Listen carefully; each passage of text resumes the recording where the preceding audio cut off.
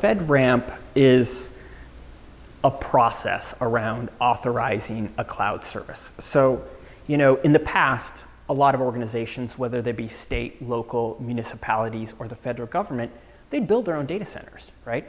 And so they would build this data center and they would build an ecosystem around that data center, and they would build usually another data center as a backup. And so they controlled all of that data. And because they controlled all of it, and it went through the risk management framework for every, general support system, major application, or subsystem that went through that, they controlled all of that. Now imagine you're being told, and this is a requirement in the government, that you do cloud first. So now you're not going to be in your own data center necessarily. Now there's hybrid clouds, and we'll talk about that, and private clouds, but they're going to say you're going to have to use a public cloud like AWS, like Google, like Azure. And so we're going to take this data center now and not own the infrastructure, but we're just going to do the workload on that infrastructure. If you were a customer at the state level or the federal level, you would probably be like, well, how do I know it's secure? And so that's kind of where FedRAMP actually comes in. It takes some additional controls. I say from the gate guard to the hypervisor. And in a cloud, you have a hypervisor that spins up these virtual machines, that does the workloads, the CPUs, and everything like that. And when that happens, if you're putting your data somewhere else and you no longer control it, you want to make sure there's a process to ensure that it's very secure. And so that's really what FedRAMP does. And it goes in and it has an independent assessor, what we call 3PAO. And actually Motorola Solutions, through their Lunarline acquisition, is a 3PAO. So we go and do independent assessments for infrastructure, platform, and software as a service for our customers. And they have two different tracks, right? And so one of the tracks is the agency track. That's where you get a track where the agency or the state does a sponsorship, right? And that means that they're going through that organization that sponsors them, or there's the PMO track. And the PMO is this management office in FedRAMP that includes DHS, GSA, and DoD. So those are the three organizations that are making the authorization decision in the PMO. And so you go through this track and they decide whether or not you meet their minimum requirements, whether you're low, moderate, or high. And the reason that's so important is that, as you can imagine, now you're being told you have to go to this place you don't own, you don't run, and put your data here, or put your processing, put your infrastructure, your platform, your software.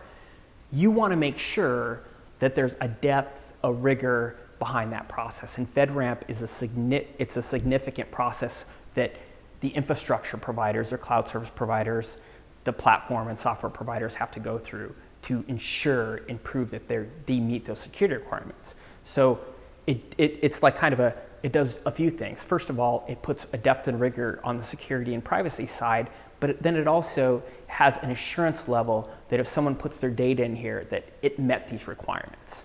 And there's an independent assessor that's been approved before they get the authorization. So I think that's the reason you're seeing a lot of the states jump on this, because as you can imagine, this process, because of the massive amount of work that goes into it, the cloud service providers are investing significant amounts of money into the security and privacy controls, right?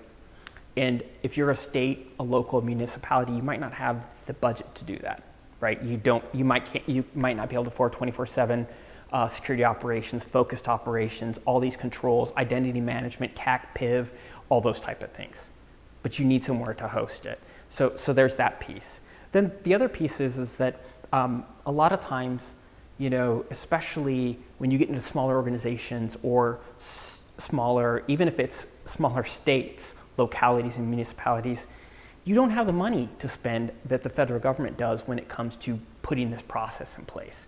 So, a good thing to do then would be to adopt that. And I think that's also what's going on with StateRAMP. The process works, and so there are certain states that have decided we're going to kind of replicate that process that they've done on the FedRAMP side for the federal organizations, and we're going to adopt it and implement it. Or what we've also seen with our state customers are like, look, we already trust that cloud. since it's went through this higher level of depth and rigor on both the assessment and authorization side, we have a security assurance, or an assurance that if we put our data in there, it's going to be secure as long as we follow the rules.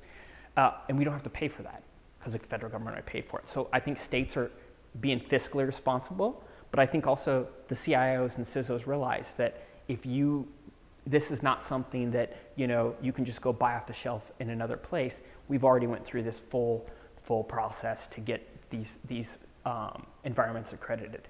And last but not least, sometimes when a state goes out to a federal authority or a federal organization and they get grant money, they get these things called flow downs. And the flow downs say, you can use our data, or we'll allow you to build the system for safety, security, or whatever in the federal government. We're going to give you the state grant, but it needs to go follow the federal security and privacy requirements. And so that means if it's a standalone or it's in their data centers, that's probably going to be the risk management framework.